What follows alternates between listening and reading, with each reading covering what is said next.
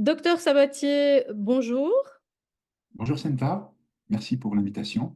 Voilà, merci aussi d'avoir accepté cet entretien. Vous êtes docteur en biologie cellulaire et en microbiologie, spécialiste des maladies infectieuses et des coronavirus, j'ai bien compris, et aussi l'un des premiers à avoir analysé les mécanismes d'action du SARS-CoV-2.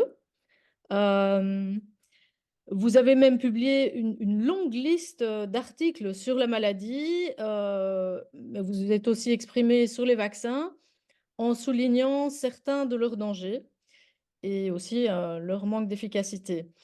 Euh, donc, vous êtes vraiment un spécialiste du domaine. Alors, puis-je d'abord vous demander quelles sont un peu les réactions aujourd'hui de vos collègues à vos publications? Voilà, donc quelles sont les réactions à tout ce que vous apportez dans votre entourage scientifique? Est-ce que vous voyez aussi une évolution? Voilà. Disons pas spécialement, disons que mes collègues sont silencieux. C'est un sujet qui est un petit peu tabou, euh, tout ce qui concerne les vaccins, notamment les vaccins ARN messagers, puis les problèmes liés à ces vaccins. Bon, d'une manière générale, mes collègues, moi, ce que j'en vois, c'est que c'est silencieux, disons qu'il n'y a pas de commentaires particuliers. Voilà. Parce que Mais ils ne vous traitent pas c'est un de sujet fou. orange, comme Ils ne ça. vous traitent pas de fou pour ce que vous expliquez ou pour ce que vous avez présenté. Non, non, non. Mhm. Non, parce que les données actuelles, avec 4 ans de recul, montrent que ce que j'ai décrit, en fait, se retrouve avec toutes les pathologies en fait, qui étaient décrites, qui étaient anticipées déjà dès 2020, puisqu'en fait, la première publication a été soumise en mars 2020, a été publiée en avril 2020. Et dans cette publication, qui a été faite avec mes collaborateurs du laboratoire de virologie d'État de Wuhan, en Chine, dans cette publication, on avait décrit le mode d'action du virus, notamment sur le système rénin-angiotensine, et on avait souligné l'importance de la vitamine D, justement, qui régule ce système. Et donc, on avait anticipé un certain nombre de pathologies qui étaient décrites dans le cadre d'un dérèglement du système rénin-angiotensine. Les données avec 4 ans de recul montrent que toutes ces pathologies se retrouvent, ont été décrites, hein, aussi bien maladies auto-immunes que tumeurs, des problèmes cardiovasculaires, gastro-intestinaux, troubles neurodégénératifs. Voilà. En fait, on retrouve tout. Donc, scientifiquement, disons que c'est pas attaquable, d'autant plus que maintenant, bon, tout ce qui a été décrit, en fait, se révèle exact, quoi. Moi, personnellement, j'en étais certain, puisque le mode d'action de la protéine spike, en fait, c'est sur le système rénin-angiotensine, sur un récepteur qui s'appelle le CA2, qui est l'enzyme de conversion d'angiotensine 2. Et donc, c'est un récepteur enzymatique qui appartient au système rénin-angiotensine. Et donc, c'était aussi logique que la protéine spike dérègle ce système en agissant sur ce récepteur CA2. Voilà. Ouais. Donc, comme c'est un récepteur qui était étudié depuis longtemps, un système rénin-angiotensine qui est étudié depuis très longtemps, hein, depuis les années 1958. La toute première publication date de 1945, hein, donc euh, ça fait un bout de temps. Il y a plus de 43 000 articles qui sont liés de près ou de loin au système rénin-angiotensine. Donc, il y a énormément de données. Il y a également beaucoup de données sur le récepteur délétère qui s'appelle Athénaer, puisque il a été identifié en 1991 et depuis 1991, il y a plus de 10 000 articles qui le concernent de près ou de loin. Donc, ça a quand même bien été étudié. Mais disons que personne n'avait fait le rapprochement avec les maladies de la Covid. Voilà. En tout cas, merci pour ces précisions. Je pense qu'il faut toujours rappeler la base. Et puis bon, c'est quand même effectivement étonnant d'avoir, enfin, aujourd'hui, presque en 2024, voilà, toujours autant de mutisme par rapport à tout ce qu'on savait depuis le départ, en tout cas que des gens comme vous saviez depuis le départ, et puis qui se confirme. Oui. Mais aujourd'hui, nous sommes là pour parler d'une nouvelle information, justement concernant les vaccins Covid, à savoir les manipulations génétiques de l'ARN vaccinal et surtout les conséquences que cela peut entraîner. Donc, vous Oui. avez décrit cela, enfin, ça a été décrit avec votre concours dans une vidéo qui commence à circuler beaucoup depuis quelques jours. Donc, quelles sont les nouvelles informations dont vous voulez nous parler aujourd'hui? Donc, si j'ai bien compris, Bah, ça disons qu'il a vient de été, oui. oui, il a été publié dans la revue Nature là, du 6 décembre 2023, un article qui montre qu'il y a un problème au niveau de la traduction de l'ARN messager vaccinal, hein, celui de Pfizer-BioNTech. Donc, on va retrouver aussi euh, dans le vaccin, l'ARN messager du vaccin Spikevax de Moderna, qui montre en fait que les dérivés qui ont été utilisés dans ces ARN messagers, qui sont des dérivés d'un nucléotide, hein, qui est l'uridine. C'est un dérivé qui s'appelle méthyl 1 pseudo-uridine. Ben, ce dérivé, en fait, était mal lu par la machinerie cellulaire, notamment les ribosomes, et que comme il n'est pas capable de le lire correctement, à ce moment-là, il y a un shift, il y a un décalage du cadre de lecture au niveau de l'ARN messager, et ça a des répercussions très importantes, puisqu'il y a un décalage du cadre de lecture de +1, ce qui veut dire que le ribosome, quand il rencontre une méthyle 1 pseudo-uridine sur l'ARN messager, il saute la lecture en fait de cette méthyle 1 pseudo-uridine et il passe au triplet suivant. Et ça a des répercussions en fait très importantes sur la traduction de l'ARN messager en protéines, puisque ça décale le cadre de lecture. Et ça signifie en fait que tous les acides aminés qui vont être en fait traduits, donc lorsqu'il y a la traduction donc, de l'ARN messager vaccinal, ne vont pas du tout correspondre aux acides aminés qui auraient dû être incorporés. Donc ça veut dire qu'en fait, ça fabrique un tas de molécules et toute la partie donc, de l'ARN messager qui a été traduite après ces méthyl 1 pseudo-iridine ne correspond pas du tout à la protéine spike. Et donc ça pose un problème puisque les protéines qui vont être produites, ça va être une multitude de variants de la protéine spike. Et ben, ces molécules-là vont également être reconnues par le système immunitaire. Et ça veut dire que le système immunitaire va se diriger contre des protéines qui n'ont rien à voir avec la protéine spike. Et ça veut dire qu'on peut avoir des maladies auto-immunes, on peut avoir des tas de problèmes, c'est-à-dire qu'il peut y avoir déjà une activité directe de ces protéines mutantes, et il peut y avoir une activité aussi indirecte via la stimulation du système immunitaire, avec la possibilité d'avoir des immunoréactivités croisées avec d'autres protéines du soi, et donc déclencher des maladies auto-immunes ou déclencher d'autres troubles, quoi. Ah bon, Donc OK. les répercussions Je sont vous très arrête là importantes. parce que j'ai déjà des questions, Oui, voilà, on n'est pas au conseil scientifique indépendant, donc voilà, je vais essayer de poser les questions, on va dire, du grand public. Donc si j'ai bien compris, le codage, la modification génétique qui a été, finalement faite à l'ARN vaccinal. Donc, on n'est pas l'ARN vaccinal, la spike de l'ARN vaccinal, c'est pas la même que celui de la spike naturelle. Ça, c'est déjà une première oui. chose, si j'ai bien compris. Mais la deuxième, c'est qu'en fait, ça ne fabrique pas vraiment. Qu'est-ce que ça fabrique? Est-ce qu'on sait si ça fabrique spécifiquement, est-ce qu'on connaît le résultat? On s'est dit, voilà, ça fabrique ça, ça, ça et ça. Donc, c'est toujours la même, entre guillemets, c'est une autre séquence, mais on sait la décoder, ou on n'a pas vraiment d'idée de ce que ça fabrique. Et Alors, en fait, non, on ne oui, sait pas exactement parce qu'il mmh, y a énormément de méthyle 1 pseudo-iridine hein, sur ouais, l'ARN messager vaccinal, hein, puisque ça fait plus de 4200 bases. Donc, vu qu'il y a quatre bases, hein, oui, oui. UA, GC, donc ça veut dire qu'il y a plus de 300, voire plus, méthyle 1 pseudo-iridine dans la structure de l'ARN messager vaccinal. Et Mmh. donc, il peut y avoir des tas de combinaisons. Donc, finalement, on ne sait pas quels sont les protéines qui vont être réellement produites. Il va y en avoir en tout cas une multitude. C'est Ça, ça. c'est certain. Et est-ce Alors, qu'on on pourrait il y a des déterminer moyens plus ou moins. de l'étudier, de le savoir, par exemple? Il y aurait des moyens de Il y aurait des moyens, oui. Par exemple, en essayant de caractériser les produits de la traduction de l'ARN messager, soit de Pfizer, hein, donc le Comirnaty, soit de Moderna avec le Spikevax. Il faudrait faire une étude en fait des protéines produites. Mais assurément, il y en a une multitude, hein. Alors, il y a quelque chose d'intéressant. Moi, je me suis, je me suis plongée il y a un an ou deux déjà dans tout le dossier qualité vaccin et aussi dans l'approbation, en tout cas tout ce qui était le mécanisme, la procédure d'autorisation de mise conditionnelle sur le marché des vaccins.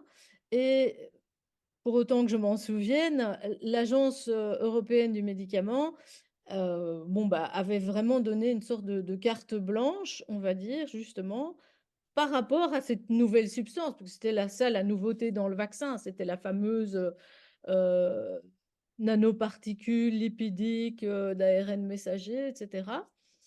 Et elle n'a pas été testée. Donc, elle a accepté de mettre ça sur le marché en sachant qu'elle n'était pas testée. Alors, je cite, elle s'était contentée d'affirmer que les formulations vaccinales contiennent des lipides et de l'ARN. Et comme ces substances ne sont pas censées présenter un potentiel toxique ou génotoxique, c'était bon, il n'y avait pas besoin de les tester. Ça, c'était la première chose. Et c'est intéressant, mais sûrement vous le savez, mais bon, je pense que c'est bon de le rappeler. Toujours dans le même rapport préalable à l'autorisation du vaccin, ils avaient quand même estimé que la protéine spike n'était pas suffisamment caractérisée et qu'il existait une sorte d'obligation de le faire à l'avenir. Donc, Pfizer devait s'engager à mieux décrire, on va dire, le mécanisme d'action du vaccin et en particulier voilà, cette particule, ces particules qui codent la spike. Voilà. Et puis la troisième chose, c'est que c'est un produit propriétaire dont ils ont plus ou moins, si je pense, le secret. Donc, qu'est-ce que ça vous inspire, toutes ces réflexions? Est-ce qu'à votre avis, il y aurait une possibilité ou en tout cas, c'est pas le moment de dire, de sonner l'alarme et de dire, voilà, là, il faut peut-être qu'il s'explique. Oui, alors ce qui se passe, c'est ils ont changé en fait la classification de ces vaccins, Oui, entre guillemets, hein, puisqu'en fait, ce ne sont pas des vaccins, ce sont des thérapies géniques. Mais ils ont changé en fait la formulation en disant que ce sont des vaccins pour éviter aussi toutes les études de tératogénicité. Il y a des cas d'études normalement qui auraient dû être faites quand c'est de la thérapie génique. Et là, le fait que ce soit classifié comme un vaccin, alors qu'en fait, ce n'en est pas un, puisque c'est une nouvelle technologie, qui s'apparente à de la thérapie génique. Bon, dans ce cas-là en particulier, ce n'est pas de la thérapie génique, hein, les effets délétères. Donc, on ne peut pas dire que ce soit assez thérapeutique. Mais disons que c'était un moyen justement de contourner tous les tests qui sont requis, qui sont très stricts dans le cadre d'une thérapie génique. Parce que là, on doit contrôler des tas de choses, s'il y a un potentiel tumoral, s'il y a de la toxicité, etc. Donc, ça permet d'échapper à des tas de tests. oui. Voilà, le fait Et que en c'était même temps, pour classifié se comme un vaccin. couvrir au niveau de la thérapie génique, l'Union européenne avait voté le 15 juillet 2020 une sorte d'exception à justement toute la législation OGM qui Mm. aurait dû encadrer bah, la production des vaccins, en tout cas des vaccins Covid de ce type, quoi.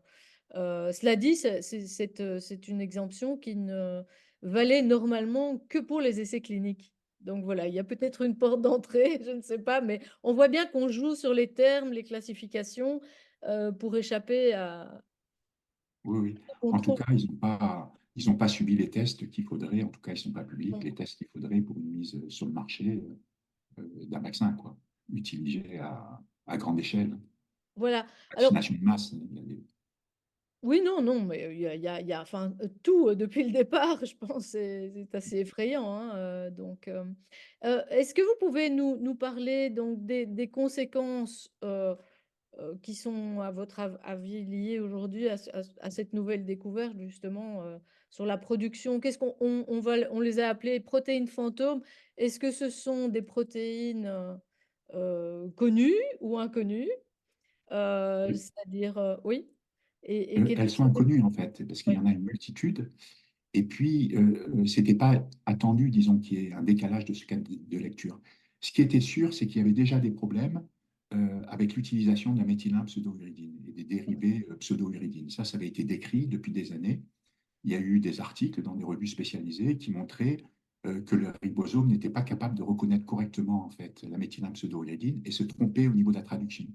C'est-à-dire que quand le ribosome lit un triplet, il doit associer ce triplet à un résidu d'acide aminé particulier. Donc, il existe 20 types d'acides aminés naturels. Et donc, il a déjà été démontré que le ribosome était capable de se tromper et incorporer en fait un mauvais résidu d'acide aminé, c'est-à-dire une mauvaise perle dans le collier, à la place de la perle qu'il aurait dû incorporer, c'est-à-dire la perle correspondant à la structure primaire de la protéine spike. Donc, il y avait déjà des points qui avaient été soulevés. Bon, apparemment, c'est passé complètement un petit peu à l'as, puisque finalement, ils ont été utilisés. Alors, ces dérivés, ils ont été incorporés normalement parce qu'ils sont censés diminuer l'inflammation, c'est-à-dire la reconnaissance par le système immunitaire inné, et ils augmentent aussi la durée de vie de cet ARN messager. Donc, initialement, ils ont été ajoutés dans la structure justement de l'ARN messager vaccinal pour ces raisons. Bon, dans la pratique, il pose beaucoup de problèmes justement parce qu'il y a des erreurs de traduction qui sont énormes et en plus donc un décalage du cadre de lecture qui est assez catastrophique parce que le fait qu'il y ait un décalage du cadre de lecture, ça veut dire que quand il y a une erreur sur une méthylène-pseudouridine, toute la chaîne peptidique, c'est-à-dire tout le collier de perles qui va être fabriqué derrière, ne va pas du tout correspondre à la protéine spike. Ça a Alors, lorsqu'il un y a petit juste peu une comme erreur de traduction, c'est juste une perle du collier qui est modifiée. Donc là, apparemment, il y a un peu les deux qui se produisent, c'est-à-dire à ah la oui, fois les perles qui sont changées, et là, avec le décalage du cadre de lecture, ça veut dire vraiment que tout le reste de la protéine qui va être euh, produite, en fait, ne correspond pas du tout à la protéine spike. c'est ça. C'est un peu comme si dans un texte, au lieu d'avoir le bon espace entre les mots, on avait, enfin voilà, Ah, il y on avait des saute, lettres oui, qui on saute un disparaissaient. mot, en Il y avait des quelque lettres sorte. qui disparaissaient et puis Oui, oui, oui, on oui. n'arrive plus à comprendre. Et Voilà, ça à change compter la recette. complètement Oui, c'est ça. donc la traduction de la protéine.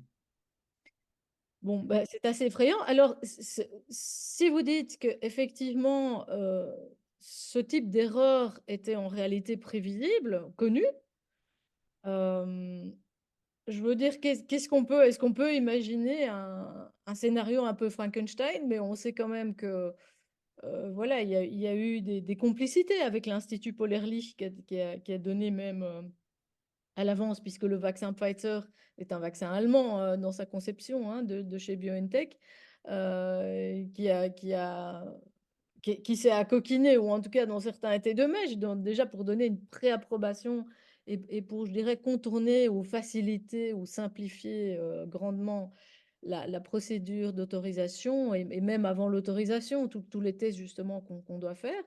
On sait qu'aux États-Unis, tout a été fait avec l'opération Warp Speed bah, par des militaires, c'est-à-dire que finalement Pfizer a surtout fait de la mise en bouteille et collé son étiquette et son nom, mais c'est pas vraiment Pfizer qui s'est occupé de tout ça. Donc on est aussi au niveau des approbations de la FDA, etc. On voit que tout a été contourné. Donc si je me place un peu dans la peau voilà, du parano ou de la théorie Frankenstein, est-ce que, et dans l'idée où justement on sait que ce genre d'erreur pouvait arriver, est-ce qu'on peut imaginer qu'il y ait une véritable intention malveillante, que ça puisse être une forme d'arme biologique ou qu'on fasse des essais de différents types avec ça? Bah, Ah, effectivement, il y a beaucoup de bruit qui circule comme sur quoi ça serait la DARPA, en fait, qui serait à l'origine de tout ça. Hein. Donc, oui, c'est oui. la branche militaire, hein, en fait, DARPA, Ben, oui, ça, qui eux, la utilise. DARPA Alors, c'est vrai travaille qu'on peut vraiment se depuis poser des questions à l'heure actuelle. 2012 là-dessus. Oui, On peut se poser des questions parce qu'il y a une censure énorme, donc dans la presse, dans les médias, euh, un petit peu partout sur le LinkedIn, Facebook, enfin, sauf Twitter maintenant. Mais évidemment, dans les médias mainstream, donc il y a une énorme censure. On sent que tout est fait pour cacher les effets secondaires de ces vaccins. On voit qu'il y a énormément d'effets secondaires. Il y a une augmentation de la mortalité hein, dans les pays où on a le plus vacciné, hein, qui atteint 20%. en général. Donc, il y a une chute de la natalité. Enfin, il y a des tas d'effets délétères qui font que, normalement, avec tous ces signaux d'alerte, tout devrait être arrêté au niveau des injections vaccinales, entre guillemets. Et on voit que ce n'est pas le cas. On voit que les autorités sanitaires poussent encore à la vaccination avec ces plateformes ARN messagers, y compris l'Académie nationale des sciences, hein, qui est le 18 décembre, donc c'est très récent, hein, 2023, donc pousse encore à la vaccination et fait la promotion en fait, des nouvelles technologies vaccinales basées sur ces ARN messagers, euh, qui dénoncent donc la défiance, le complotisme, disons, Mhm. euh, la défiance des populations vis-à-vis de ces vaccins. Donc, on peut se poser des questions, d'autant plus que les molécules qui présentent vraiment un intérêt, qui ont démontré un intérêt, sont un peu mises de côté, hein. Par exemple, la vitamine D a été classée comme perturbateur endocrinien récemment, après une première tentative il y a quelques mois déjà. L'ivermectine aussi est mise de côté. Il y a différentes substances qui ont été mises de côté. L'Artemisia annua, qui est une plante qui est une activité anti-Covid, ben, elle n'est pas autorisée, sauf en Suisse. Bon, on sent qu'il y a quand même un problème. Euh, voilà, donc on peut se poser des questions. Donc, est-ce que c'est une histoire de dépopulation ou quelque chose comme ça? Bon, en tout cas, ça questionne. Parce que quand on regarde froidement, disons, tous les éléments qu'on a en main avec cette censure, le blocage de molécules qui pourraient vraiment présenter une activité très intéressante, et puis la volonté des autorités sanitaires à pousser encore à la vaccination avec tous les problèmes qu'il y a, ben, c'est évident qu'on peut se poser des questions. Maintenant, ça paraît assez fou, mais bon, Oui, quand on analyse froidement ce qui se passe en dehors disons, de tous les articles qu'on peut voir, ben, c'est évident que ça pose des questions, hein. et On peut douter de la bienveillance, là, par exemple, de oui. l'OMS, des autorités sanitaires en général. Personnellement, j'avais publié un article un an avant la pandémie qui décrivait le plan mondial de la vaccination et où je pensais qu'effectivement, parce qu'on a bien vu qu'en fait, il y avait vraiment toute une préparation pour pouvoir, dès qu'une urgence sanitaire serait déclarée, mettre en place voilà, une vaccination généralisée, des nouvelles technologies. Moi, je m'étais rendue le 2 je pense que c'était le 2 décembre 2019, donc vraiment juste avant la déclaration de pandémie, mais je pense que les choses étaient déjà en route, n'est-ce pas? On l'a vu avec les VN 201, etc. À une conférence de l'OMS sur la sûreté des vaccins à Genève. Et donc là, il parlait très très peu, mais à un moment, il y avait une conférence sur les nouvelles technologies vaccinales, bah, parmi lesquelles, évidemment, il y a maintenant tout ce qu'on a vu, tout ce qui est sorti, hein, avec les plateformes, les vaccins ADN, ARN, etc. Et à ce moment-là, bon, ben, ce qu'on avait compris, c'est que, entre guillemets, ça fait 10 ans que ça ne passait pas. Pourquoi? À cause de toutes les conseils de bioéthique, la convention d'Oviedo, etc.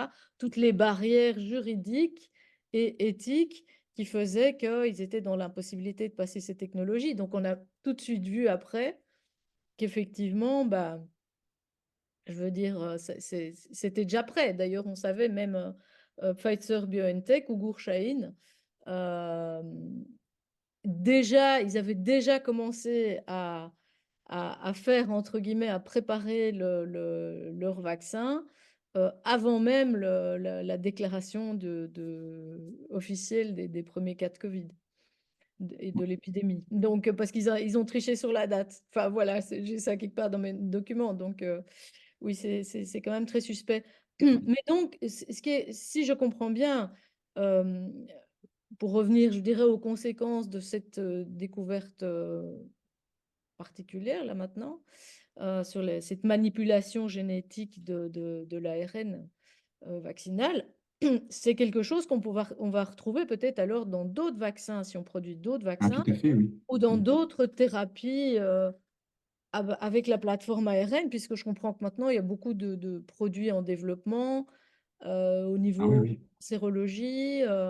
Donc, ça pourrait être le cas finalement dans tout ce qui va faire appel à ce type de technologie alors. Oui, oui. Bah, pour mémoire, il y a une déclaration qui avait été faite, comme quoi à l'horizon 2030, il y aurait 500, à peu près 500 nouveaux vaccins, hein, donc aussi bien en médecine humaine que médecine vétérinaire, basés sur cette technologie, cette plateforme ARN messager. Donc euh, là, c'est grave. Et puis, vous savez qu'au Japon, récemment, a été autorisé la mise sur le marché du premier vaccin à ARN messager auto-amplifiant. Alors là, c'est encore pire que les vaccins actuels, hein, bien pire. Parce que dans un ARN messager auto-amplifiant, en fait, vous avez l'expression en fait, de protéines d'un complexe qui s'appelle réplicase et qui permet de copier de nouveau les ARN messagers. Ça veut dire qu'en fait, on vous fait une injection et votre organisme va produire en permanence l'antigène. Dans ce cas-là, ça serait la protéine spike. Euh, Oui, voilà. qui n'est pas la vraie protéine spike, voilà, qui sont des Voilà, protéines donc ça, c'est un gros inconnues, problème, oui. Parce que dans inconnues les de ARN protéines messagers, fabricantes. Oui. si vous voulez, dans les ARN messagers, la structure classique d'un ARN messager, c'est que vous avez une coiffe. Hein, donc une coiffe qui est importante parce qu'elle va déterminer la sensibilité de l'ARN messager par rapport au système immunitaire inné. Hein. Donc sa structure va être importante puisqu'elle incorpore, enfin, elle fixe aussi des molécules, des protéines de régulation. Si cette coiffe est absente, il n'y a pas de traduction de l'ARN messager en protéines. Ensuite, donc ça c'est à l'extrémité 5', et le long de cet ARN messager, à la suite, vous avez une séquence 5' UTR. Après, vous avez la portion de l'ARN qui va coder pour l'antigène. Ici, ça va être la protéine spike.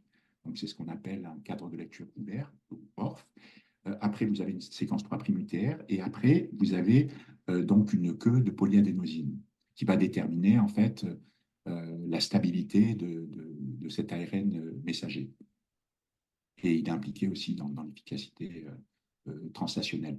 Et là, dans les ARN messagers auto-amplifiants, qui sont beaucoup plus gros hein, en structure, qui font de 3 à 5 fois la taille d'un ARN messager conventionnel, il y a une insertion entre la partie 5' UTR et du gène, enfin de la partie ORF de l'ARN messager qui va coder par exemple pour la protéine spike, on insère ce fameux complexe réplicase. Donc, ce complexe réplicase, il provient d'un autre virus. Ça peut être un alphavirus, ça peut être un flavivirus, ça peut être aussi le virus de l'encéphalite équine vénézuélienne. Généralement, c'est les trois qu'ils utilisent. Et ça va coder donc pour quelques protéines non structurales et une molécule qui s'appelle la réplicase. Et la réplicase, c'est une enzyme qui a une activité ARN polymérase, ARN dépendante. C'est-à-dire que quand il y a la traduction de cet ARN messager auto-amplifiant, il va produire de la protéine spike, entre guillemets, et puis il va produire ce complexe réplicase. Et il va produire notamment la réplicase elle-même. Et cette réplicase-là va faire le brin complémentaire de cet ARN messager vaccinal. Et donc, le brin complémentaire va être un brin qui va être dit de polarité négative, c'est-à-dire qu'il ne va pas pouvoir être traduit par les ribosomes en protéines. Mais par contre, ce système réplicase, donc, qui a une activité RNA polymérase, RNA dépendante, c'est-à-dire qu'il est capable de fabriquer un brin d'ARN à partir d'un autre brin d'ARN, il va copier ce brin d'ARN à polarité négative en brin d'ARN à polarité positive, c'est-à-dire qu'il va être capable d'être traduit par la machinerie cellulaire. Et ce brin-là va être identique à l'ARN messager auto-amplifiant, c'est-à-dire qu'il va faire des copies, comme une photocopieuse, il va copier l'ARN messager auto-amplifiant. Ça veut dire qu'on va être des usines à fabriquer à la fois le complexe réplicase et l'antigène qui va être codé par cet ARN messager auto-amplifiant. Ici, c'est censé être de la protéine spike. Donc, ça veut dire que c'est très dangereux parce que c'est une production continue de molécules. Hein, donc, il y a vraiment Oui, un grand donc danger. j'avoue qu'à un moment, vous avez j'ai pas toutes les connaissances, nécessaires pour avoir suivi tout votre développement. Mais en gros, je dirais pour des gens pour le commun des mortels, ça signifie qu'en fait, on a, par exemple, des risques de maladies auto-immunes. Ah oui, Heu, tout à fait. Ben, quels sont pour résumer très simplement, ça veut dire que les ARN messagers conventionnels qui sont utilisés actuellement dans les vaccins Pfizer et Spikevax donc de Moderna, hein, donc le vaccin Pfizer-BioNTech, c'est le Comirnaty.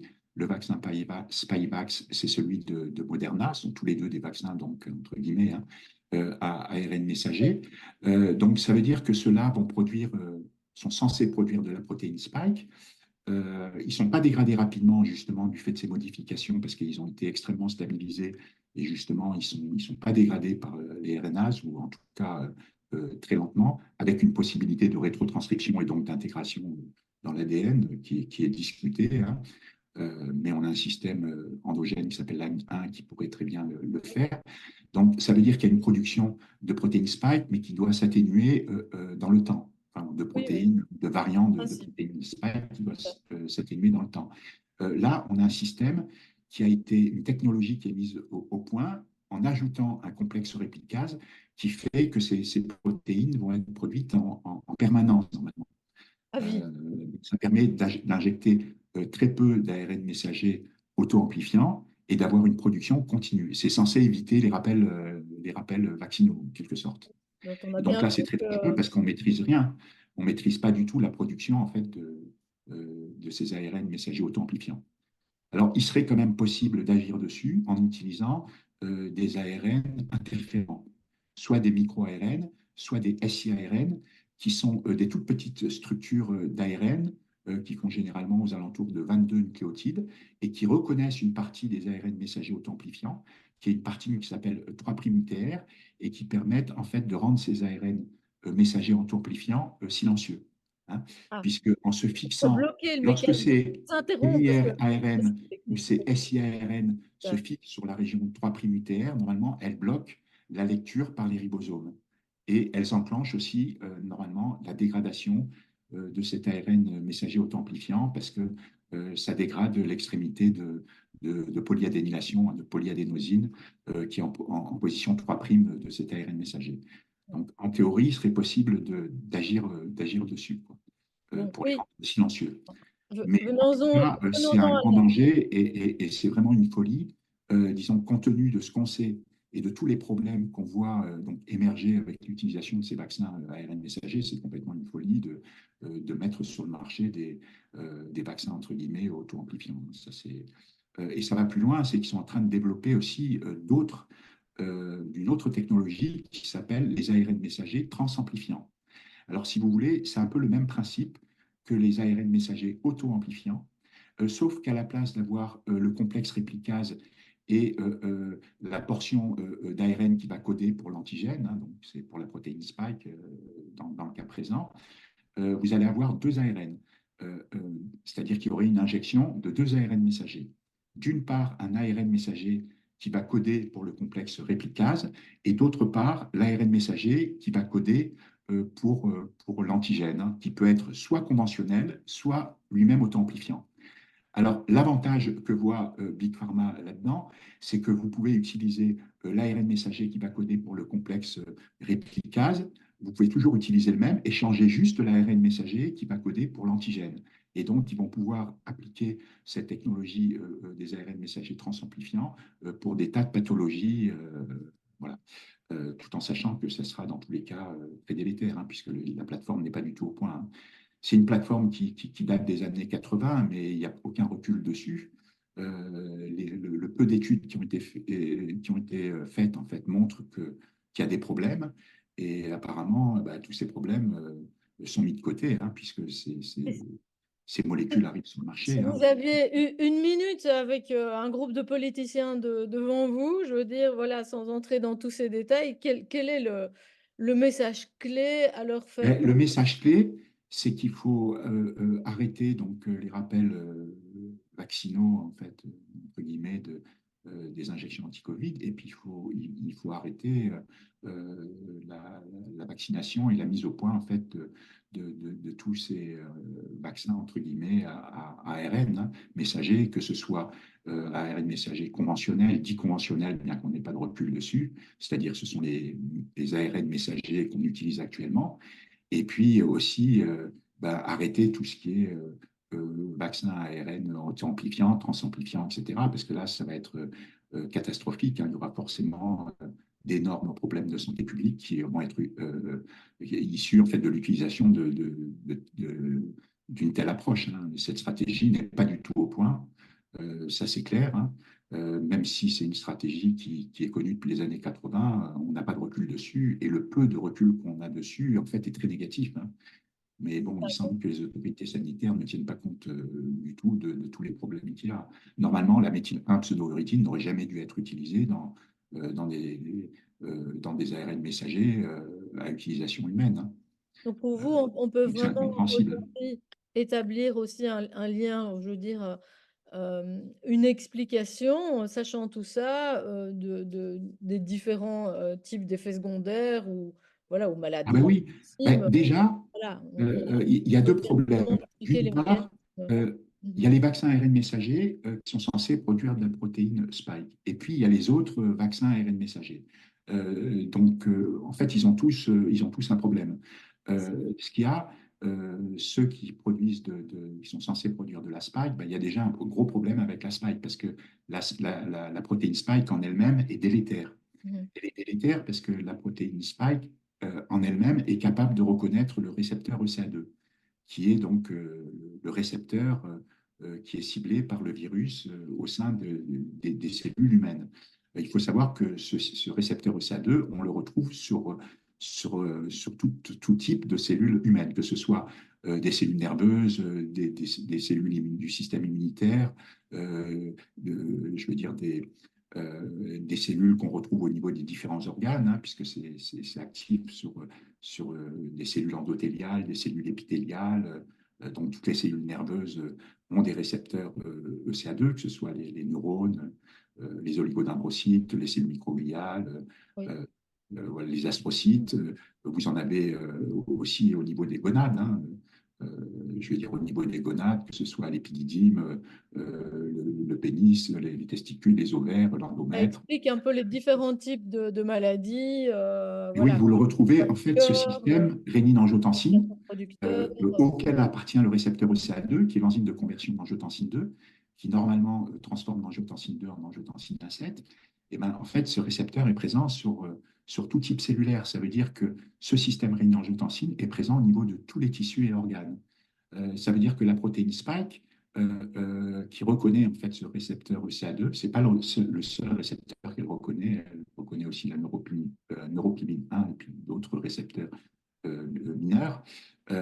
Du coup, elle va gêner la dégradation de l'angiotensine 2 et donc elle va induire un excès d'angiotensine 2 plasmatique, hein, puisque le récepteur est occupé par la protéine spike et donc empêche la dégradation d'angiotensine 2 en angiotensine 1,7. Et donc cet excès d'angiotensine 2, qui est une hormone, va suractiver un récepteur qui s'appelle AT1R, qui lui est très délétère. Quand il est suractivé, il est très délétère. Notamment, il est très délétère parce qu'il est pro-hypertenseur, il est pro-inflammatoire, il est pro-oxydant, il est pro-thrombotique, Oui, pro-angiogénique, pro-hypoxémique, il est pro-hypoxique, il est pro-fibrosant, il est pro-hypertrophiant et il fait chuter le monoxyde d'azote. Donc, il est voilà, c'est capable tous virtuellement azimuts. de mettre un Ça, bazar tous partout azimuts. parce qu'il active des tas de voies de signalisation cellulaire au niveau de la cellule. Donc, bon, je l'ai cité, les plus connus, c'est JAK-STAT, NF-kappa B, P38 maltinase, etc., et des tas d'autres. Donc, en gros, il est capable d'induire en fait des cascades de signalisation cellulaire qui vont être très délétères. Et c'est pour ça qu'on se retrouve avec des tas de problèmes liés à ces injections vaccinales parce qu'elles sont très délétères. Notamment, il faut savoir que le système rénine-angiotensine, il pilote donc les fonctions autonomes rénales, pulmonaires, cardiovasculaires. Elle pilote aussi l'immunité innée et les différentes flores microbiennes, que ce soit les flores intestinales, vaginales, buccales, pulmonaires et cutanées. Donc les répercussions au niveau de l'organisme sont énormes.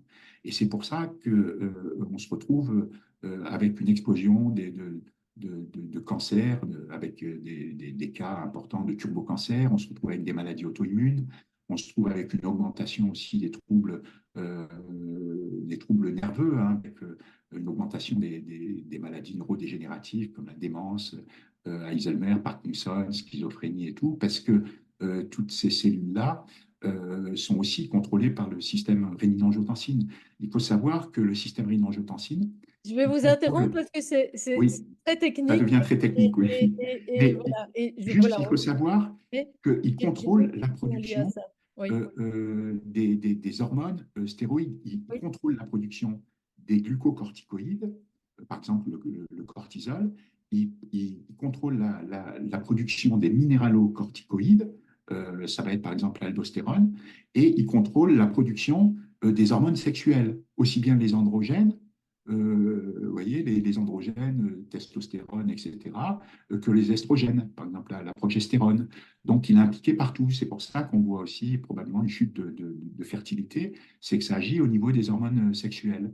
Donc, ça provoque des tas de troubles, troubles de la libido, etc. Enfin, Alors, je ne sais pas si vous avez eu peut-être l'occasion d'écouter le docteur Mike Eden qui s'est exprimé à plusieurs reprises, qui a travaillé, qui était ancien, je pense, directeur ou co-directeur scientifique chez Pfizer, et pour qui vraiment, enfin, qui considérait que le choix, au départ, le choix de la protéine spike pour faire le vaccin, euh, était un choix criminel en ce sens qu'on aurait pu choisir dans les différentes protéines, on va dire, protéines, oui. pour fabriquer un vaccin SARS-CoV, contre le SARS-CoV-2, contre la COVID, euh, d'autres Oui.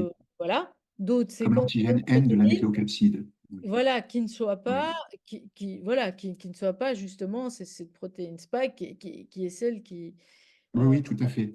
D'autant plus que la protéine spike est très variable. Il y a une grande variabilité au niveau de la protéine spike, hein. Bon, on le voit évidemment dans tous les variants qui apparaissent et les sous-variants qui apparaissent. Alors que la protéine N, la protéine de la nucléocapside, est beaucoup moins sensible justement à ces variations, hein. Elle donc est tout le beaucoup plus monde a fait le conservée. choix le plus dangereux. Oui, oui, mais Comme par hasard. à mon Enfin, avis, il c'est a tout à fait curieux, mais raison. voilà, Oui, oui. Oui, oui. ouais, il faut le rappeler quand même, parce que bon, Et puis, les modifications structurales qui ont été faites sur la protéine spike ont été mal choisies aussi. oui, c'est Parce ça. que Voilà. quand vous prenez la protéine spike naturelle par rapport à la protéine spike qui est censée être codée par les vaccins ARN messagers, il y a deux perles, il y a deux modifications qui ont été faites. En fait, la protéine spike naturelle fait 1273 résidus d'acides aminés et ils ont fait deux modifications en position 986-987. Ils ont substitué deux résidus donc, dans ces positions par des immunoacides qui sont des prolines, qui sont en fait, entre guillemets, des acides aminés particuliers. En fait, ce ne sont pas des acides aminés, ce sont des immunoacides. Ils ont une contrainte structurale, ce qui fait que la liaison qui est adjacente à ces perles peut exister sous deux états, un état cis et un état trans. Alors concrètement, ça veut dire que ces deux modifications, ces deux perles qui sont modifiées et qui sont contiguës, hein, qui sont côte à côte, à ce niveau du collier de perles, hein, c'est-à-dire de la protéine spike qui devrait être produite, vous avez quatre orientations possibles du collier de perles. Tout ça, ça va favoriser en fait l'apparition de conformères de la protéine spike, c'est-à-dire deux protéines spike qui vont avoir des structures spatiales différentes. Et donc, ça va favoriser la possibilité d'avoir une association de ces protéines S, de ces protéines spike en primaire. Et à la surface du virus SARS-CoV-2, les spicules sont des associations de trois protéines spike. Ce sont des associations de trois protéines S. Et le fait d'augmenter la probabilité que trois protéines spike s'associent, donc ce qui est favorisé justement par l'existence de conformères, hein, puisque plus il y a de conformères, plus il y a de chances que trois protéines spike soient capables de s'associer, et ben, ça favorise quelque part cette association en trimère et donc la formation potentielle de spicules capables de reconnaître le récepteur ECA2 et donc d'inhiber son action de dégradation d'angiotensine 2 en angiotensine 1,7. Et ça veut dire qu'en fait, on favorise la possibilité pour qu'il y ait un excès d'angiotensine 2 qui va suractiver ce récepteur ATR qui est très délétère Donc, et qui est finalement, responsable c'est de spike, déclenchement de maladies auto-immunes parce qu'il contrôle l'immunité innée, hein. Toutes les cellules de l'immunité innée sont contrôlées par le SRA. Elles ont un récepteur ATR. Donc, ces cellules, ce sont des types cellulaires de l'immunité innée. Vous avez les monocytes dedans, vous avez les macrophages, vous avez les granulocytes, éosinophiles, basophiles, neutrophiles. vous avez les cellules dendritiques aussi, vous avez donc les mastocytes, et vous avez les cellules natural killer ou NK. Et donc, dans les macrophages, vous avez aussi les histiocytes, hein, qui sont en fait des macrophages qui sont spécialisés et qui ont une action au niveau du tissu conjonctif. Et vous avez aussi les cellules de Kupfer qu'on retrouve dans les sinusoïdes hépatiques et qui sont très importants parce que ils sont chargés de la récupération de fer et ils sont chargés de repérer en fait les globules rouges donc qui sont sénescents pour qu'ils soient remplacés et ils ont une activité bien sûr de veille aussi contre les microbes. Donc il y a des tas de populations de cellules systémitaires qui sont impliquées et y compris les cellules de l'immunité adaptative, hein, les lymphocytes B, les lymphocytes CD8 cytotoxiques, les cellules CD4 auxiliaires, ben celles-là aussi vont être affectées parce que l'immunité innée, elle lance l'immunité adaptative. Donc, quand on dérègle l'immunité innée, on dérègle aussi l'immunité adaptative. Ça veut dire que ça aboutit à la fois à un dérèglement de l'immunité innée et de l'immunité adaptative, et c'est donc un dérèglement de l'immunité en général. Et c'est pour ça qu'il y a une immunodéficience Ça. qui est Sorte de induite sida. par des injections vaccinales répétées. Oui, euh, oui. une immunodéficience qui est en quelque sorte un sida, un syndrome d'immunodéficience Voilà. acquise, Voilà. qui n'est pas relié à une infection au VIH, un virus de l'immunodéficience humaine, mais qui est relié donc à une déficience de l'activité du système immunitaire. Donc, ça nous rend en fait plus fragiles à d'autres infections, qu'elles soient bactériennes ou virales. Alors, imaginons, j'ai la chance de ne pas être vaccinée, mais imaginons que je le sois, que je vous écoute.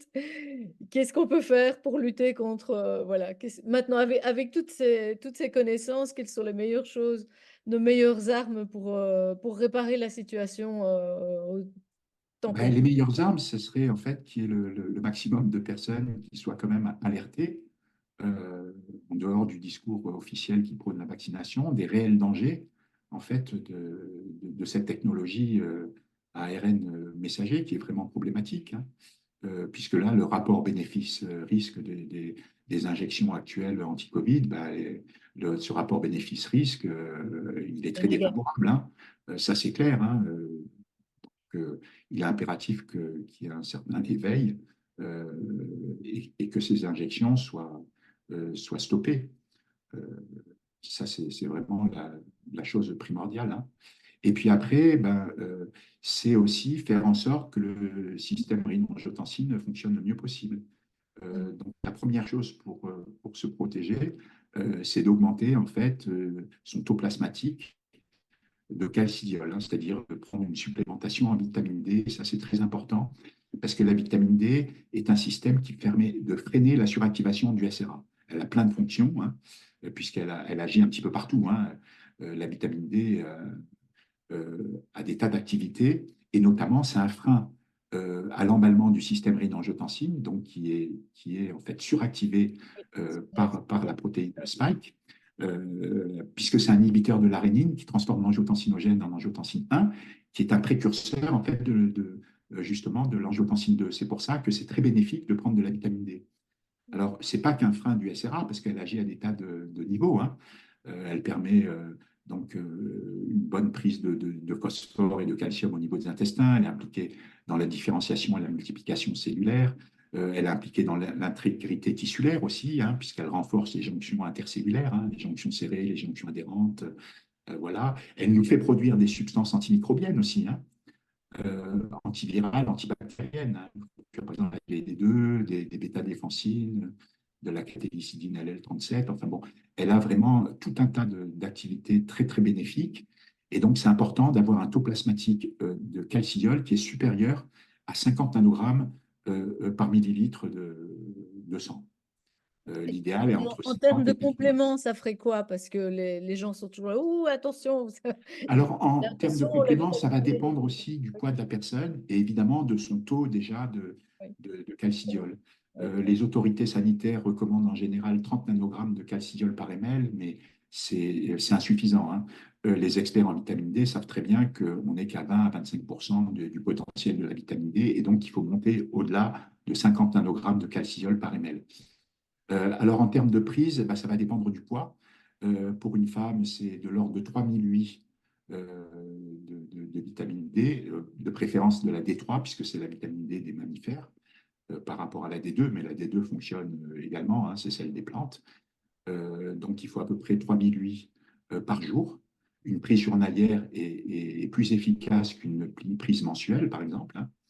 Donc, 3000 UI pour une femme de poids normal. Chez les obèses, il faut prendre plus de vitamine D, une supplémentation supérieure, puisqu'il y a une partie de la vitamine D qui va être piégée par les adipocytes, hein, dans les tissus, dans les graisses, hein. Et donc, cette activité va être neutralisée, hein, puisque la vitamine D va être donc piégée dans les graisses. Pour un homme, ce sera entre 4000 et 5000 UI de vitamine D journalier. Si on pèse 100 kilos, il vaut mieux avoir 8000 UI de vitamine D. Donc, il faut savoir que 48 de vitamine D, ça correspond à 1 microgramme de vitamine D. Voilà. Alors, les autorités actuelles limitent les compléments alimentaires à 2008. En France, c'est limité à 2008. Oui, Voilà, ce qui, à mon avis, est insuffisant. Euh, voilà. Ça veut dire qu'il faudrait Encore, plus prendre de gélules qu'une gélule. oui, oui, oui. Encore un autre, voilà, d'autres Alors, plans. juste un point important pour la supplémentation, Oui, c'est que 70% des personnes de la population, 70 à 80% de la population est déficiente en magnésium. Et donc, il est bien de procéder à une supplémentation un peu supérieure à 300 mg de magnésium par jour. Alors pourquoi? Parce que la vitamine D3 qu'on prend en ampoule ou en gélule, hein, qui est le cholecalciférol, hein, c'est les ampoules de 80 ou 100 ml de vitamine D3. En fait, cette vitamine D3 est inactive. Elle a besoin d'être métabolisée au niveau du foie et des reins par des enzymes. Donc, au niveau du foie, c'est une 25-hydroxylase. Au niveau du rein, ça va être une 1-alpha-hydroxylase. Et ces enzymes, pour qu'elles fonctionnent, ont besoin, comme cofacteur, justement, de magnésium. Elles ont besoin donc de magnésium. C'est pour ça qu'il faut se supplémenter donc en magnésium, puisque la majorité de la population est déficiente en magnésium. Et l'idéal, c'est de prendre aussi du zinc, hein, voilà, puisqu'il y a à peu près 15% de la population qui manque de zinc. Et donc, c'est important parce que les voies qui vont être activées par la vitamine D, en fait, le calcitriol, hein, qui est le dérivé actif de la vitamine D3, et ben, ces voies, souvent, fonctionnent via des métalloprotéases, et notamment des métalloprotéases à zinc. Voilà. Donc, il y a à peu près 300, 300 molécules, hein, enzymes métalloprotéases. Et donc, il est nécessaire d'avoir aussi une supplémentation en zinc, d'autant plus que c'est anti-inflammatoire, que c'est une activité antioxydante et même antimicrobienne. merci beaucoup pour ces conseils. Est-ce qu'il y a encore Oui, des recherches peut-être en cours là maintenant par rapport à tout ce qu'on sait? Quels sont les... Voilà, je veux dire justement pour aider les gens qui ont été injectés et qui, voilà, et qui souffrent de tous ces effets secondaires. Est-ce il y a des recherches prioritaires à... alors il y a des antioxydants à prendre qui sont importants, hein, Ok, puisque le dérèglement du système rénine-angiotensine active une enzyme qui s'appelle NADPH oxydase, qui s'appelle NOx, et elle génère des particules réactives de l'oxygène. Donc, ces particules réactives de l'oxygène, ce sont des précurseurs de radicaux libres ou des radicaux libres qui sont très délétères pour les cellules parce que ça les dérègle ou ça peut les tuer. Ça peut les mettre en apoptose, hein, c'est-à-dire en mort cellulaire programmée, ça peut les mettre en nécrose ou en dysfonctionnement autophagique. Donc, il y a une prise d'antioxydants qui est très importante. Alors, l'idéal, c'est de prendre, par exemple, de la vitamine C, et parallèlement prendre aussi un autre antioxydant de type glutathion ou N-acétylcystéine, le NAC, parce que les activités sont complémentaires, parce qu'ils ne vont pas piéger les mêmes radicaux libres. Et donc, les prises de vitamine C, bah, ça peut varier. Ça peut varier 2 grammes, 3 grammes. Les prises de NAC ou de glutathion, ça peut être 750 mg par jour, en fait, qui sont, à mon avis, les quantités idéales. Et là, on a une protection en fait avec ces antioxydants, cette combinaison d'antioxydants. Voilà. Alors, il y a des tas d'autres molécules, hein, qui sont actives sur le SRA, qui permettent de, disons, de freiner la dérégulation, hein, donc de rétablir l'homéostasie, c'est-à-dire le bon fonctionnement du SRA. Vous avez des plantes et vous avez d'autres molécules qui sont importantes. Alors, au niveau des plantes, par exemple, vous avez Artemisia annua, qui contient de l'artémisinine et puis de la quercétine. Vous avez aussi la renouée du Japon, hein, Renotria japonica, qui contient de la quercétine aussi. Hein, c'est une espèce de racine japonaise. Vous avez la réglisse, vous avez le ravinsara, vous avez l'aloe vera, le ginkgo biloba, vous avez la berbérine, vous avez angelica, vous avez l'ashwagandha. Donc, vous avez le ginseng aussi. Hein. L'autre, c'est le ginseng indien, hein, l'ashwagandha. Vous avez le Panax ginseng aussi, qui fonctionne bien. Euh, vous avez d'autres molécules actives, par exemple la mélatonine, qui est un inhibiteur aussi du SRA, hein, c'est un antagoniste d'ATR. Donc, elle a une action bénéfique. Hein. Vous savez que c'est impliqué dans les rythmes circadiens, hein, jour-nuit. C'est normalement une hormone qui est produite avec la sérotonine par l'épiphyse, hein, la glande pinéale, et qui est donc sensible à la lumière. Et donc, on peut voir qu'elle est impliquée dans les rythmes circadiens. Et ce qui est intéressant, c'est elle est couplée à la vitamine D. C'est-à-dire que quand on a des taux de vitamine D maximum, par exemple en été, eh ben, on a un taux minimum de mélatonine. Oui. Et au contraire, en hiver, etc., quand les taux de vitamine D sont très faibles, justement, parce qu'il n'y a plus trop de soleil, etc., en tout cas, il n'y a plus trop de transformation à partir du sel d'hydrocholestérol en pré-vitamine D3 puis vitamine D3, ben à ce moment-là, le taux de mélatonine est plus important. Et normalement, en fait, la production de mélatonine commence à 7 heures du soir, elle atteint un maximum à 3 heures du matin. Ce qu'il y a, c'est que c'est inhibé par la lumière. Donc, pour les personnes qui dorment avec la lumière, c'est moins bien parce que ça peut inhiber, ça passe par la rétine, hein. Ça peut inhiber donc la production de mélatonine.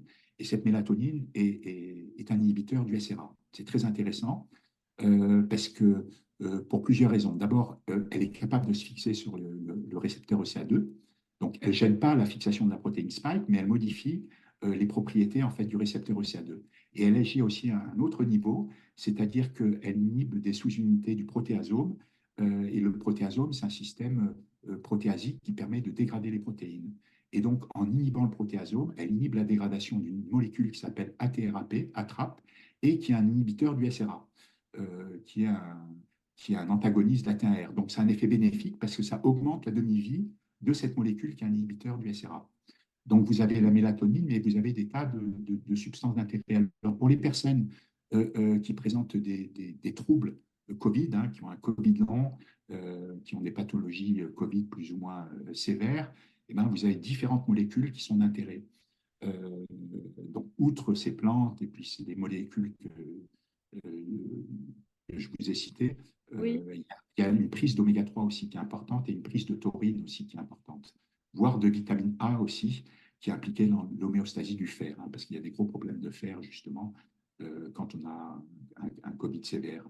Il peut y avoir de l'iode aussi, une prise d'iode, parce que très souvent, dans les Covid longs et dans les formes sévères de Covid, il y a une chute de l'iode, hein, qui est importante. Donc, des prises d'iode sont importantes. Généralement, ce sont des petits comprimés de 400 microgrammes d'iode qui permettent de réguler notamment le fonctionnement de la thyroïde, hein, puisque les hormones thyroïdiennes fonctionnent beaucoup avec de l'iode, hein, notamment pour la conversion de la T2 en triiodothyronine et en thyroxine, hein, en T4.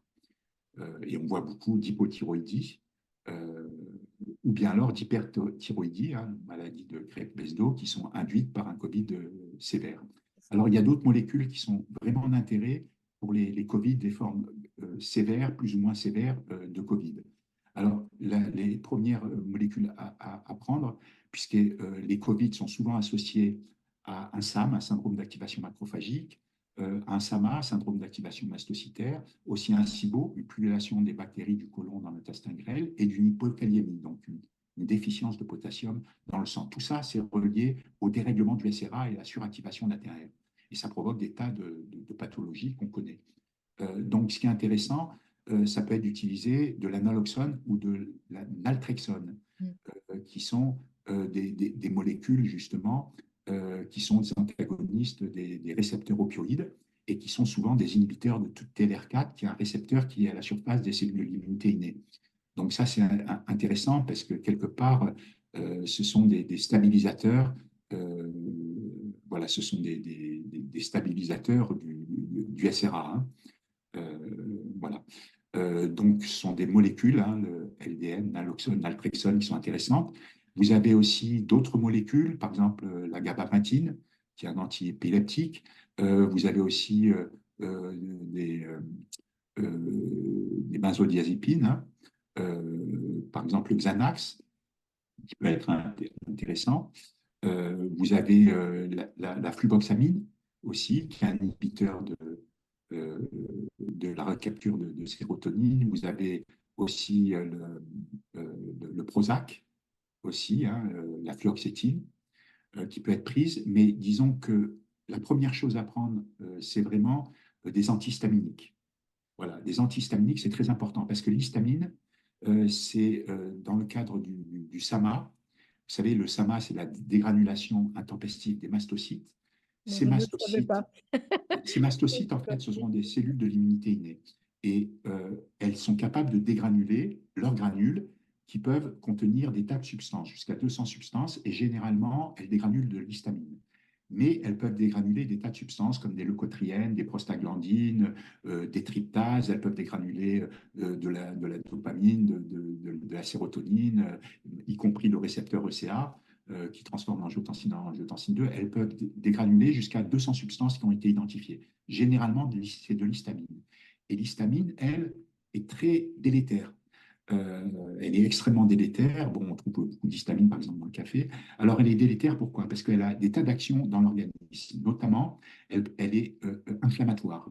En plus, elle provoque une vasodilatation des vaisseaux sanguins et elle provoque une porosité des vaisseaux sanguins.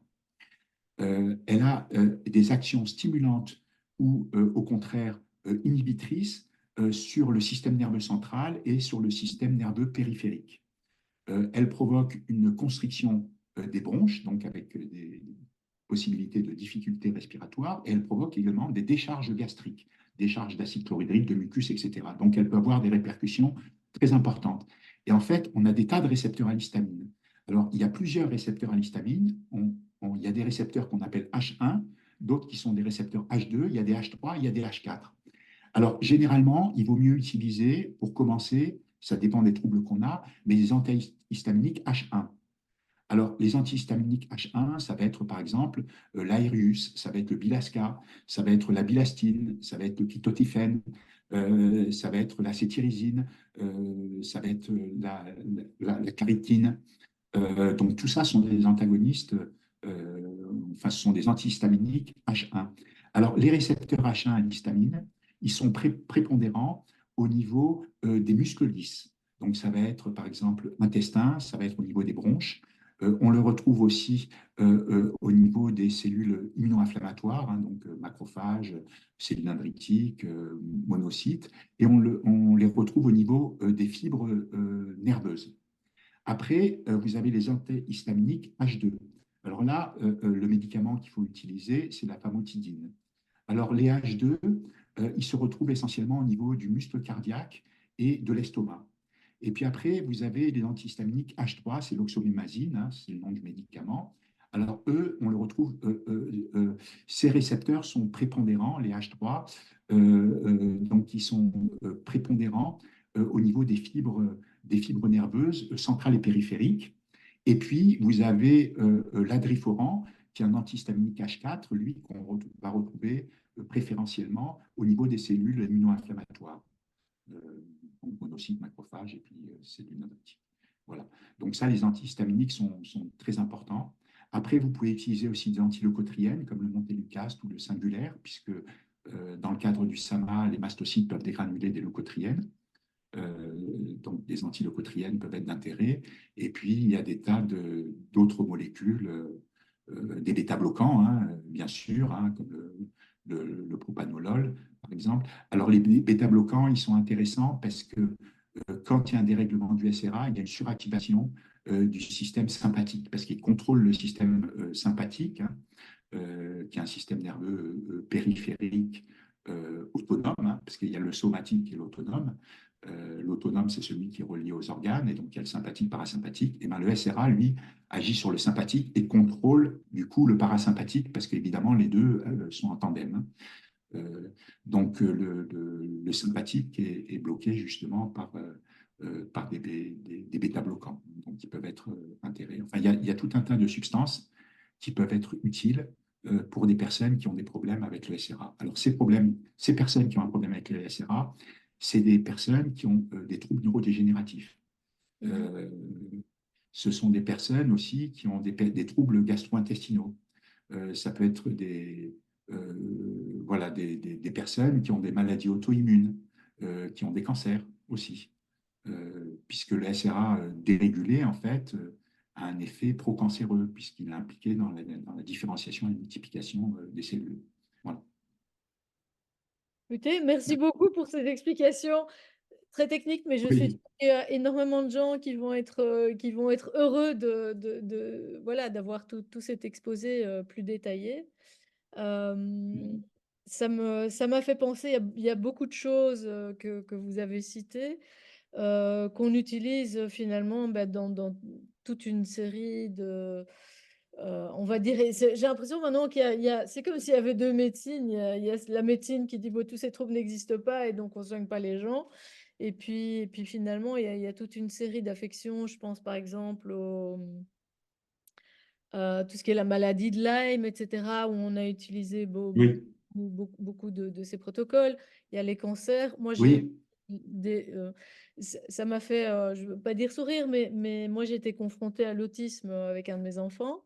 Et il y a énormément, il a eu la chance enfin, il a régressé vers un autisme non verbal, hein, donc venant d'un enfant qui se portait bien et qui avait un développement normal, vers un autisme non verbal, et où j'ai eu la chance de pouvoir m'intéresser finalement à toute la biologie sous-jacente, et où effectivement il y avait des problèmes de carence nutritionnelle, d'inflammation chronique, etc. On connaît les liens intestin-cerveau, même si on dit que bon, là, dans ce cas-là, ça n'a rien à voir.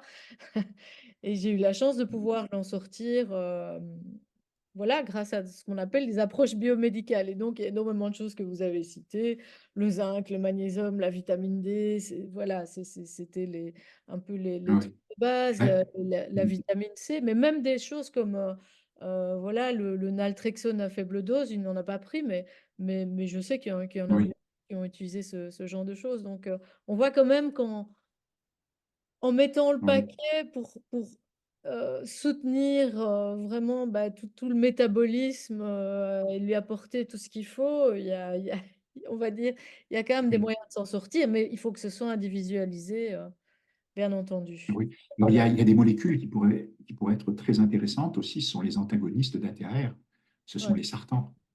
Ah, Voilà, les sartans, candésartan, lubésartan, valsartan, irbesartan, losartan, toutes ces molécules-là, en fait, elles sont d'intérêt parce qu'elles sont des antagonistes d'ATR. Généralement, c'est utilisé pour traiter l'hypertension. c'est ça. Ouais. Il faut faire attention à la tension artérielle. Disons que des faibles doses pourraient être intéressantes. Enfin, bon, moi, je ne suis pas médecin, mais au niveau du mécanisme d'action, c'est clair que ça pourrait vraiment avoir un intérêt, hein, puisque ça bloque ATR, qui est vraiment le récepteur qui est responsable de toutes ces pathologies. Alors, en ce qui concerne Lyme, puisque vous avez parlé de Lyme, quand vous regardez les pathologies qui sont associées à Lyme, en fait, ce sont des pathologies Covid, hein. On retrouve les épanchements Et pleuraux, on retrouve exactement les pathologies Covid, on retrouve les SAMA, les SIBO, etc. J'ai eu l'occasion d'en parler avec le professeur Perron, justement. moi, je Pour connais bien. moi, la maladie de Lyme, c'est également un dérèglement du SRA. Moi, je suis convaincu que c'est un dérèglement du système rénine-angiotensine qui est responsable des pathologies associées à la maladie de Lyme. Alors évidemment, c'est pas un virus comme le SARS-CoV-2. Bon, vous avez Borrelia et Babesia, hein, et puis également toutes les bactéries ou protozoaires associés, hein. Borrelia, c'est une bactérie spirochète, hein. Babesia, c'est un protozoaire, c'est un parasite protozoaire. Mais en fait, pour moi, ces microbes dérèglent le SRA, comme le fait le SARS-CoV-2. Et comme le fait aussi le virus de la PIF, hein, de la péritonite infectieuse du chat, en fait, hein. Et chez le chat, il y a les mêmes pathologies Ce sont des pathologies Covid chez le chat. Et c'est aussi induit par un dérèglement du SRA. Et là, ce n'est pas lié au récepteur OCA2 du chat, c'est lié à un autre récepteur qui s'appelle APN, hein, c'est l'aminopeptidase N, mais globalement qui fait exactement la même chose. C'est-à-dire que le virus du chat, qui a aussi un coronavirus, il reconnaît un autre récepteur, donc le récepteur APN, qui s'appelle CD13 aussi, et il va gêner la dégradation d'une angiotensine. Il va gêner donc la dégradation de l'angiotensine et il va provoquer, induire un excès d'angiotensine 3, puisque normalement, c'est un récepteur qui va dégrader cette hormone. Et l'angiotensine 3, elle fait exactement la même chose que l'angiotensine 2, c'est-à-dire qu'elle a pour cible le récepteur AT1R. Donc, il y a un dérèglement, une suractivation du récepteur AT1R du chat via justement l'angiotensine 3 et pas l'angiotensine 2. Mais le résultat, c'est le même. C'est-à-dire qu'il y a une suractivation d'AT1R avec toutes les pathologies associées, justement, puisque c'est un récepteur qui fait tout un tas de problèmes, hein, l'inflammation, etc., l'hypertension. Alors, ce qu'il faut savoir, c'est que quand vous avez un gros problème de Covid long, vous pouvez avoir une hypotension. Parce que beaucoup de gens peuvent se dire, ah, mais moi, je n'ai pas de dérèglement du SRA parce qu'il est pro-hypertenseur quand il est suractivé, alors que moi, j'ai une hypotension. Mais en fait, il peut provoquer aussi une hypotension par plusieurs mécanismes. D'abord, il agit sur le système kinine-calicréine, qui est un système qui est complètement couplé au système d'angiotensine et qui est vasodilatateur. Notamment, il est basé sur la bradykinine. Et la bradykinine est impliquée dans les phénomènes nociceptifs, donc de douleur, mais c'est un vasodilatateur. Et normalement, cette bradykinine, elle va être dégradée par le récepteur ECA, c'est l'enzyme de conversion d'angiotensine 1, qui dégrade l'angiotensine 1 en angiotensine 2. Mais parallèlement, par exemple, dans le cadre du SAMA, vous pouvez avoir des mastocytes qui sont hyper réactifs, hein, qui se mettent à dégranuler dans des conditions où ils ne devraient pas dégranuler, qui vont dégranuler des prostaglandines. Et certaines prostaglandines sont justement vasodilatatrices et donc peuvent provoquer une hypotension. Vous avez aussi, par exemple, le SIBO. Voilà, avec le SIBO, vous pouvez avoir justement un POTS et une hypotension orthostatique quand on se met en position debout. Donc, en fait, vous avez soit l'un, soit l'autre. Ça affecte la tension artérielle, en tout cas. Mais vous pouvez avoir, ça peut se traduire soit par une hypotension, soit par une hypertension. Généralement, c'est une hypertension. Oui, oui. L'hypotension est possible. Voilà. Tout à fait. Écoutez, en tout cas, un tout grand merci pour ces explications. Je pense que ça fera peut-être même deux volets parce qu'on s'est un peu éloigné du sujet de départ, mais c'est tellement important Ah oui, de sur les ARN là messagers. avec Donc, voilà, oui. je crois que les auditeurs ont juste compris que ce n'était pas très bon de faire des rappels, Oui, oui, oui. ouais, Non, mais des c'est rappels essentiel. vaccinaux. Et puis c'est vraiment très important aussi. Il y a tellement de gens qui sont malades, voilà, qui puissent avoir des pistes de traitement, de ne pas rester juste avec cette Ouais. information de plus en plus angoissante quelque part, en se disant, mon Dieu, maintenant, voilà, il y a d'autres raisons supplémentaires. Oui, puis De se dire, il y a plein d'autres voilà. choses aussi, c'est-à-dire que les injections répétées, les injections vaccinales répétées, elles provoquent une immunotolérance, hein, puisque vous allez avoir des immunoglobulines de type 4 qui apparaissent et qui sont impliquées dans l'immunotolérance, en fait. Donc, ça veut dire en gros que votre système immunitaire, ben, il va se mettre un petit peu off, c'est-à-dire qu'il ne va plus reconnaître comme étranger en fait l'antigène, puisqu'il est confronté très souvent au même antigène et il va considérer que c'est normal de l'avoir, et donc il va plus se mobiliser contre cet antigène. Donc ça met en immunodéficience, hein, ça. Oui, oui, Et oui. ça a été démontré, hein, ça se détecte dès la troisième injection, à la quatrième injection, ça augmente, hein. Il y a un effet télérogène, quoi. Bon, bah, prions, enfin, on va faire plus que prier, on va se mobiliser quand même pour, voilà, pour qu'on mette fin à cette expérience voilà, Oui, délétère. douloureuse et mortelle pour beaucoup. Voilà. Un tout grand merci en tout cas pour ces explications et puis Merci Senta, merci pour l'invitation. voilà. Au Merci revoir. pour vos travaux. Au revoir. Merci.